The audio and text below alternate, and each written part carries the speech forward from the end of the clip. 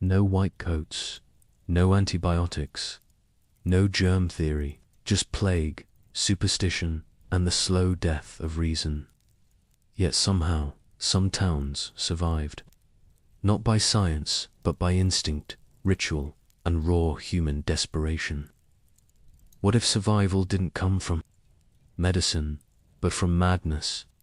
This is the story of how medieval communities battled invisible killers with no doctors, no understanding of infection, and no mercy. Their world was brutal, dirty, and unforgiving. But against all odds, they fought back. And in their strange ways, some of them won. Between the 11th and 14th centuries, Europe stood on the edge of medical ignorance. Disease was a constant companion. The birth of a child, the bite of an animal, the onset of winter each carried a quiet threat. In most towns, survival wasn't a matter of treatment. It was a matter of luck, ritual, and tradition. There was no understanding of infection, no concept of viruses or bacteria. The causes of sickness were guessed at, often with fatal consequences. Illness was seen as divine punishment, a test from God, or the result of sin. If not moral failure, it was bad. Ere miasma thought to drift in from swamps, corpses, or foul-smelling streets. Some believed it came from the alignment of stars. Others blamed demons. In this world, medicine, as we understand it, didn't exist. The educated elite studied Galenic theory, passed down from ancient Greece and refined by Islamic scholars. But those ideas had little practical value. The human body, they believed, was ruled by four humors: blood, phlegm, black bile, and yellow biland. Disease occurred when these fell out of balance. Treatment often involved purging, bloodletting, or applying leeches. None of it addressed the true causes of infection. Physicians were rare. Their knowledge was largely theoretical, their services reserved for the wealthy. In rural towns and working communities, few could afford to consult them, and when they did, it often made things worse. Leeches did little for fever, bleeding. A pregnant woman didn't prevent miscarriage. The physician's presence was no guarantee of healing.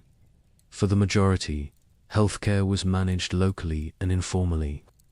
Midwives oversaw births, herbalists treated wounds, and old women, sometimes accused of witchcraft, dispensed plant-based remedies.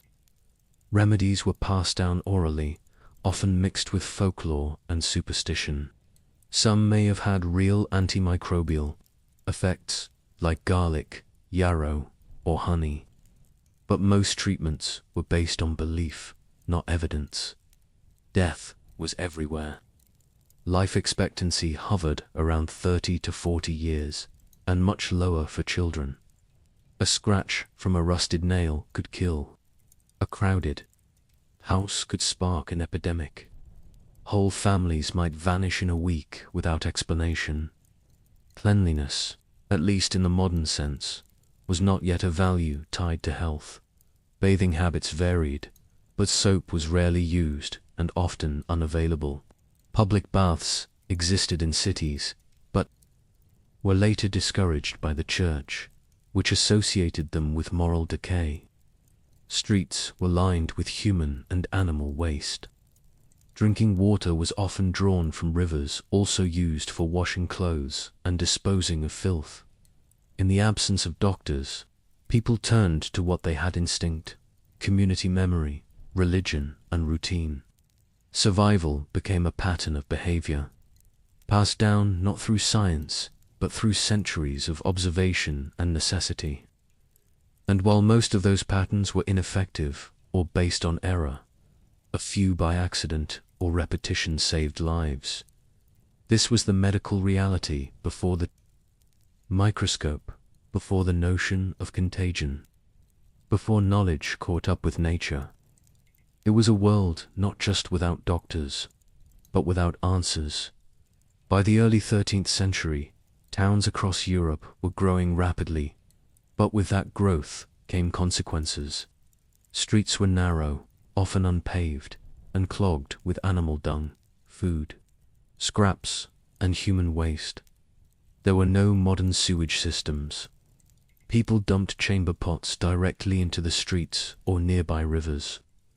In places like Paris or London, open gutters, known as kennels, ran down the center of thoroughfares, collecting the runoff of daily life. Soap, when available, was expensive and reserved for the wealthy. Most townspeople rarely bathed. In fact, by the late Middle Ages, bathing itself began to fall under suspicion. Public bathhouses, once common, were increasingly condemned by the Church for their association with immorality. The connection between water and disease, ironically misunderstood, led some to avoid washing altogether, believing that open pores allowed illness to enter the body. Houses were overcrowded. It was not unusual for multiple families to share a single room. Livestock often lived under the same roof. Windows were small or non-existent.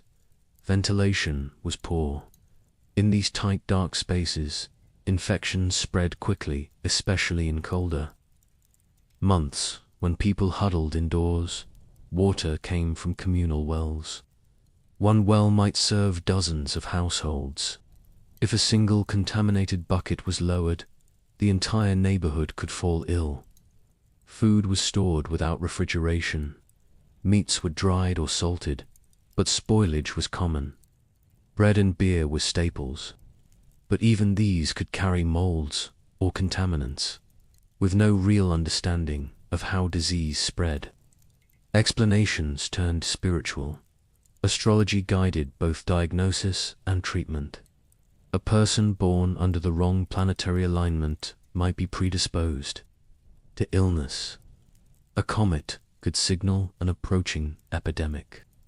In 1348, during the first wave of the Black Death, panic swept through cities, not just because of the bodies piling in the streets, but because astrologers had predicted catastrophe.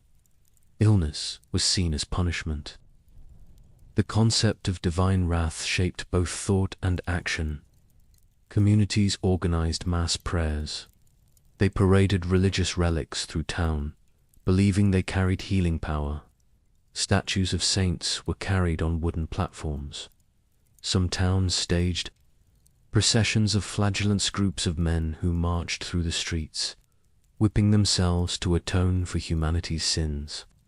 Blood soaked the ground in acts of collective penance. The Church didn't always support these movements, but in moments of crisis, control often fractured. The mentally ill, the poor, and the foreign were often scapegoated. Jews were accused of poisoning wells. Witches were blamed for casting spells. Lepers were publicly shamed and forced to wear distinctive clothing or carry bells to signal their presence.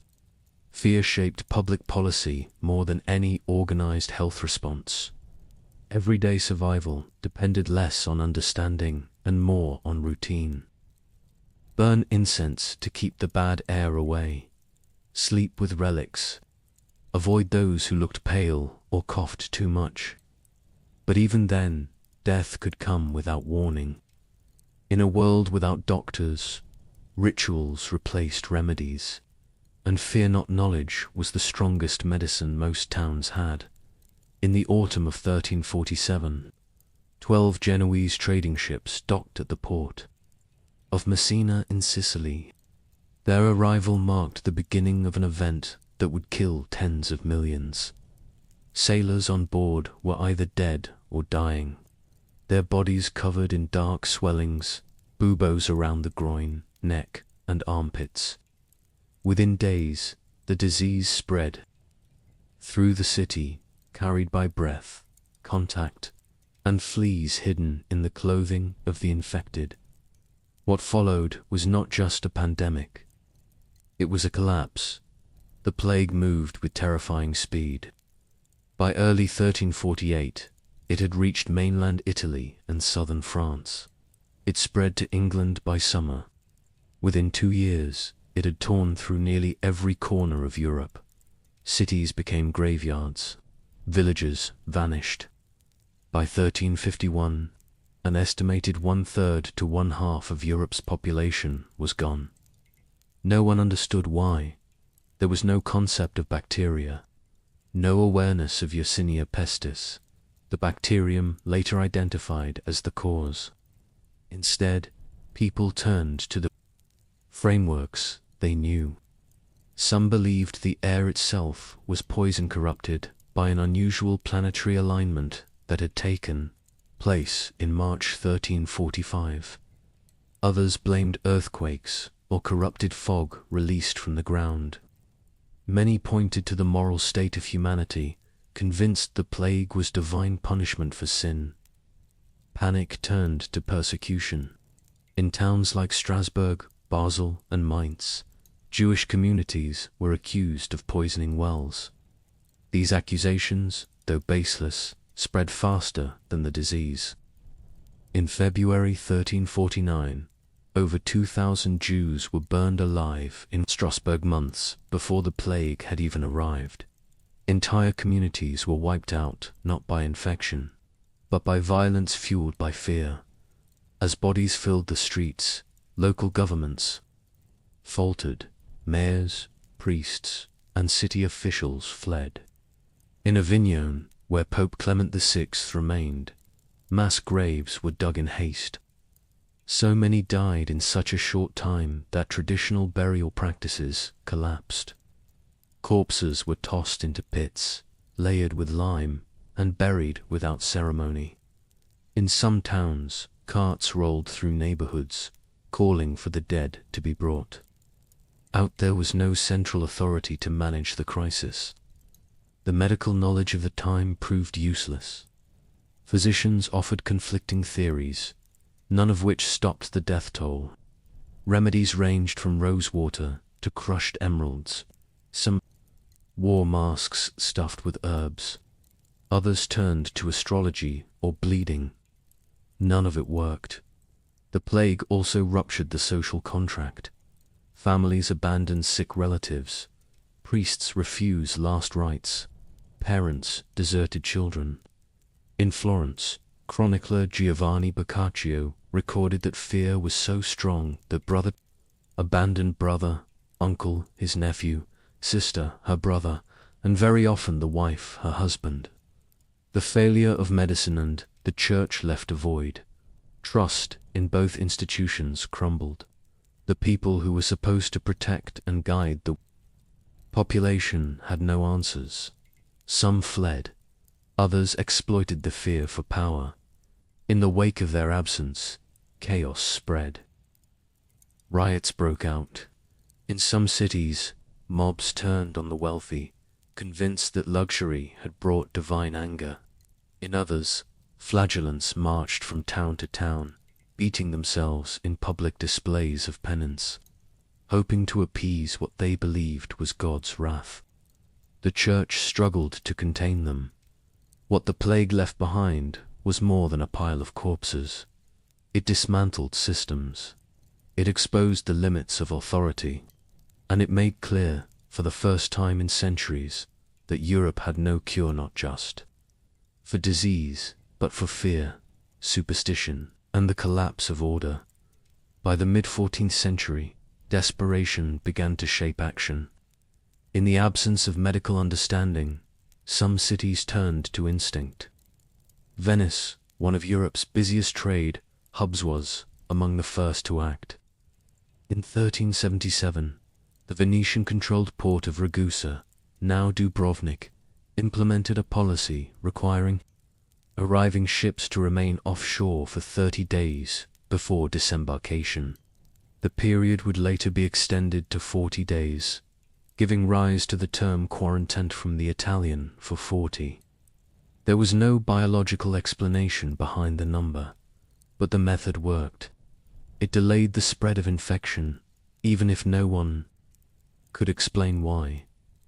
Elsewhere, similar practices developed independently. Trade slowed. Travel grew dangerous. Towns across Europe began isolating themselves. Some constructed makeshift barriers. Others closed their gates entirely. Those with means left for the countryside, hoping to escape the infected air of urban centers. But not all isolation came from wealth or planning. In many cases, it was forced by fear. In 1665, during the later outbreak of plague in England, small village of Eyam in Derbyshire made a decision that would become one of the clearest historical examples of communal quarantine. After a tailor's apprentice received a bundle of flea-infested cloth from London, the disease began to spread. Within the village, under the leadership of local clergymen, the residents chose to seal themselves off. They arranged for food and supplies to be left at the edge of the village and forbade anyone from entering or leaving. Over the course of 14 months, over 250 villagers died, more than half the population, but the surrounding communities were spared. In less organized settings, communities turned to whatever methods they could. Travelers were shunned. If a stranger approached a village gate, they were often turned away or forced into makeshift isolation outside the town walls. Infected homes were marked, sometimes with painted symbols or posted notices. In some places, families were locked inside, with food left at the door and strict orders not to leave. Death inside meant burial crews would remove the bodies later, if they returned at all. These were not acts of scientific planning. They were driven by survival instinct, reinforced by rumor and fear. People did not need to understand microbial theory to recognize that sickness followed proximity, so they distanced themselves brutally and sometimes violently. In Milan, authorities took containment even further. When plague was discovered in a household, the city government ordered the entire building bricked up. Those inside were sealed in, dead or alive. It was a ruthless tactic, but historical records suggest Milan suffered lower mortality rates than many other major cities. Whether by fear or function, isolation proved effective. Across Europe, isolation wasn't uniform or always enforced by law. Sometimes it emerged from local custom. In rural villages, where church leaders or town elders held influence, social pressure kept people in line. Outsiders were distrusted. Entire roads became impassable not because of official decree, but because no one dared travel them. Without medicine, maps, or coordination, these societies built invisible walls. And while many of their methods were inhumane, they revealed something else. Even in the absence of knowledge, patterns of survival could form, not from understanding, but from repetition, from memory, and from the basic instinct to stay away from the sick in the absence of effective medicine. Medieval people turned to what was close herbs, minerals, rituals, and remembered wisdom. Across towns and villages, treatment came not from trained physicians, but from midwives, herbalists, and elder women. Their methods were drawn from generations of trial and error. Some were harmless. A few, surprisingly, worked. Others were deadly. Onion slices were placed on the soles of the feet to draw out illness. Moldy bread was pressed into wounds. Animal dung, sometimes mixed with vinegar or urine, was applied to abscesses. The logic varied. Some believed it countered the imbalance of humors. Others thought it repelled demons. Often, the stench itself was considered medicinal, part of the widespread belief that disease came from bad air. At the same time, academic medicine clung to older traditions. Bloodletting was the dominant treatment among educated practitioners. It had been practiced for centuries, endorsed by Galenic theory, which argued that excess blood caused fever and imbalance. Leeches were common, purging the bowels with strong Laxatives or emetics was also routine. But outside university cities and elite households, skepticism grew. Common people saw the effects firsthand. Those bled by doctors often weakened and died faster. Leeches did not restore strength. Bit by bit, the authority of learned medicine began to fray, especially during crises like the Black Death. In many places, patients turned instead to the local wise woman, someone without formal training but trusted through experience. These women, often widowed or elderly, knew which plants stopped bleeding, which calmed coughing, which eased childbirth. They gathered wild yarrow, thyme, and willow bark. They used honey to clean wounds and applied crushed garlic to infected areas. Some of these choices, unknown to them, contained antimicrobial properties, but their knowledge was oral, unrecorded, and carried no prestige. The Church viewed them with suspicion. Healing that occurred outside the sacraments threatened its moral authority. In 1320, Pope John XXII issued a bull condemning women who practiced medicine without training, calling them heretical. By the 15th century, this tension hardened. Accusations of witchcraft often followed women who mixed herbs or practiced midwifery. Healing without clerical blessing was interpreted as demonic interference. The result was a cultural divide. Academic medicine, supported by the church and universities, remained largely ineffective.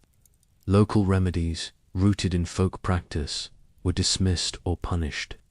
When healing occurred outside official channels, it was seen not as skill but as suspicion. The 15th and 16th centuries saw this rift deepen. In many regions, women with healing knowledge were targeted during witch trials. The same knowledge that had once kept villages alive during epidemics now put its holders at risk. In Germany alone, tens of thousands were tried for witchcraft, many accused not of casting curses, but of healing without permission. Science would later confirm that some of these remedies had pharmacological value, but in medieval Europe, the line between medicine and heresy was thinned, often drawn by power, not outcomes. In a world starved for cures, those who knew how to treat the sick often found themselves treated as a threat. By the 14th century, fear of invisible threats gave rise to a growing obsession with the air itself. The dominant theory of disease was miasma, the belief that illness spread through foul or corrupted air. It wasn't a new idea. Ancient physicians like Galen had passed it down, and medieval scholars accepted it without question. What this meant in practice shaped the way entire towns responded to plague outbreaks. When the Black Death swept across Europe, people blamed the smell of decay, rotting food, stagnant water, and the breath of the sick.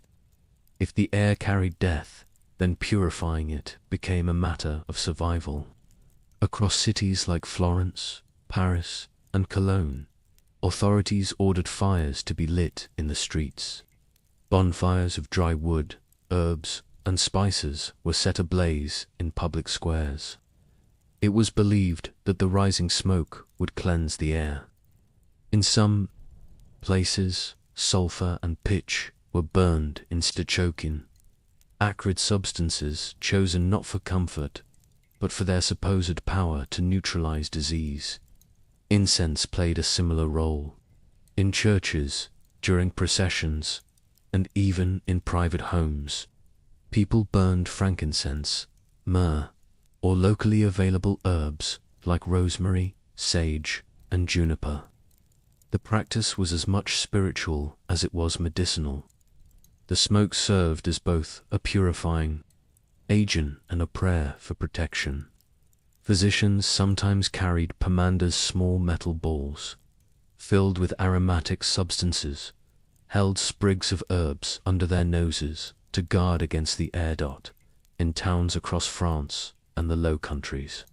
Bells were rung through the night. The sound was meant to repel evil spirits. In some places, the tolling accompanied carts carrying the dead, part of a ritualized effort to keep death itself at a distance. The connection between plague and morality ran deep, and many saw the disease not just as a physical threat, but a spiritual one. Religious processions moved through the streets, carrying holy relics, banners, and crosses. Worshippers walked barefoot, often in silence, while smoke from incense burners filled the air. These processions were believed to drive out the bad air and the sins that had invited it. In Florence, city leaders combined such rituals with public health efforts, ordering fires lit at key intersections while the faithful prayed. Though based on a flawed theory, some of these methods had unintended effects. Burning herbs and lighting fires could drive away fleas and reduce the spread of insect-borne disease. Incense smoke created mildly antiseptic environments in enclosed spaces. Even the restriction of movement during processions helped contain outbreaks. There was no scientific understanding behind these actions, only the logic of fear and tradition. But within that, some instincts, however, with real patterns of disease control. In a world without science, survival sometimes came not from knowledge, but from ritual. In an era when disease moved faster than understanding, some of the most effective health practices came by accident. Towns across medieval Europe relied heavily on rivers, wells, and communal fountains for drinking water. But these sources were often contaminated. Human and animal waste flowed through open gutters and into nearby streams. In cities like London or Paris, raw sewage emptied directly into the same rivers from which water was drawn. Yet not everyone drank water. In many regions, especially in Northern Europe, the beverage of choice across age and class was ale. Low-alcohol beer and diluted wine were consumed daily, not for pleasure, but for safety. The process of brewing ale required boiling the water, which killed pathogens, even though no one understood the mechanism. Fermentation also created an environment that made it harder for bacteria to survive. Wine, often watered down, served a similar function in southern climates. Children drank small beer, with little alcohol, while adults consumed stronger versions. Monasteries produced large quantities for local communities. In cities like Ghent or Bruges, brewing became a major industry by the 14th century. What began as a dietary staple also became a hidden barrier against waterborne diseases like dysentery and cholera. Over time, some towns began noticing patterns. Neighborhoods with better drainage had fewer cases of illness. Though the connection wasn't always clear, trial and error prompted rudimentary changes. Stone gutters were added to main roads. Latrines were relocated farther from wells. In Lübeck, wooden piping systems helped direct waste away from residential areas. In Nuremberg, local ordinances required cesspits to be covered and cleaned at regular intervals. None of this was driven by science. It was driven by observation, habit, and sometimes by local law. In parts of Italy, municipal governments fined those who dumped waste in public spaces or allowed their pigs to roam free. In some Flemish towns, brewers were ordered to construct their facilities near clean water sources and to dispose of byproducts properly. These regulations were unevenly enforced and often ignored. But in certain regions, especially in prosperous trading centers, they gradually contributed to improvements in sanitation. The consequences were real. Even if people didn't know what bacteria were, they understood that some practices led to more sickness and others Medieval Europe didn't develop a public health system in the modern sense, but through daily necessity, patterns emerged. Brewing, relocating waste, separating clean from dirty. These weren't innovations, they were reactions. And through them, communities stumbled into practices that, while unintentional, helped them survive as wave after wave of plague struck Europe. Trust in the traditional authorities began to fracture. Clergy who once promised divine protection often disappeared during outbreaks. Doctors where available proved powerless or fled alongside the elite. The population saw what was happening. The dead piled in the streets, prayers went unanswered, and those expected to lead either vanished or failed. In the void, ordinary people stepped forward. Across towns and villages, survival increasingly depended on collective action. Neighbors began to rely on each other rather than institutions. In some areas, households pooled resources to care for the sick. In others, burial teams were formed. Informally, groups of local men tasked with transporting bodies to hastily dug mass graves. These efforts were neither paid nor organized by the church. They were driven by necessity. Guilds originally established to protect trade interests began to play a broader role. In cities like Florence and Bruges, craft guilds coordinated burial efforts, distributed food, and helped enforce local sanitation rules. Carpenters built coffins. Bakers provided bread for quarantined households. In some towns, tanners to working with animal hides were tasked with disinfecting public spaces using vinegar and lime. Village councils emerged where formal governance had collapsed or proved insufficient. These were ad hoc bodies, often composed of elders, tradesmen, or literate townsfolk. In places like Siena or Lubeck, they oversaw rudimentary health ordinances, regulating the disposal of waste, limiting public gatherings, and assigning zones for burial. Some councils posted guards to enforce quarantine zones. Others arranged for food deliveries to locked-in households.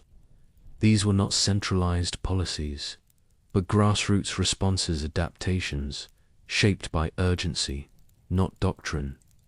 In England, the plagues of the 14th and 15th centuries led many parishes to take public health into their own hands. Church attendance declined sharply. So did donations. Faith in divine intervention waned, replaced by a quieter, more practical ethos. Care for your neighbor, because no one else will.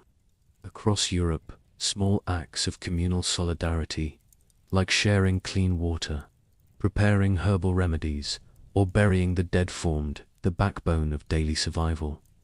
These efforts lacked scientific grounding, but they showed the early signs of collective health consciousness. In the face of mass death and institutional failure, public health didn't disappear, it decentralized.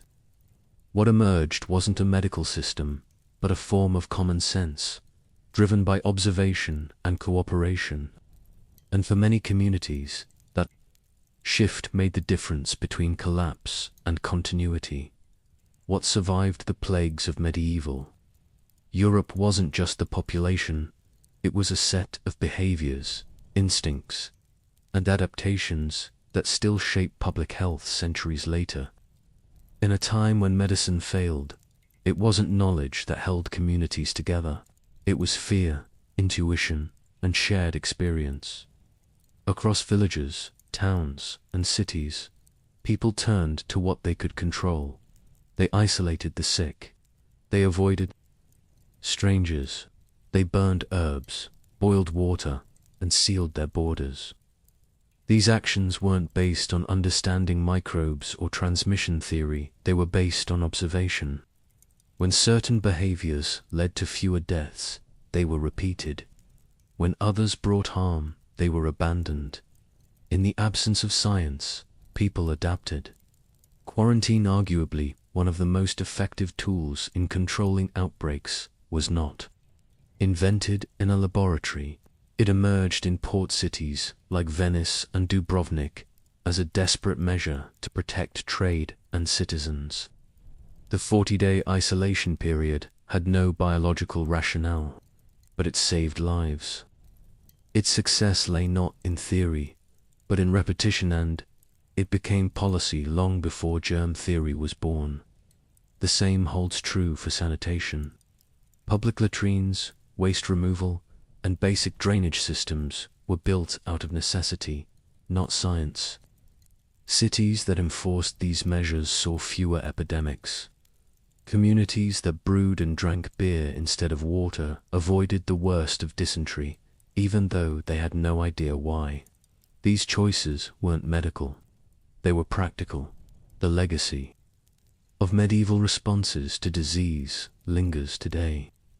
The modern understanding of public health quarantine protocols, sanitation systems, community health networks rests on a foundation laid by people who didn't know what a virus was. The systems weren't perfect. Many were brutal. But they worked often enough to be remembered, copied, and eventually formalized. This history is not just a record of failure or superstition. It's a record of how people survived when institutions broke down, of how local knowledge, pattern recognition, and communal responsibility stepped in where doctors and priests could not. And it's a reminder that effective responses to crisis don't always begin with expertise. They often begin with observation, coordination, and shared will. The tools used by medieval towns: sealing homes, isolating travelers, burning contaminated goods, caring for neighbors when no one else would, aren't relics. They're the roots of modern resilience. What they lacked in precision, they made up for in action. And in doing so, they helped build a framework for public health that still echoes through hospitals, disaster plans, and community systems today.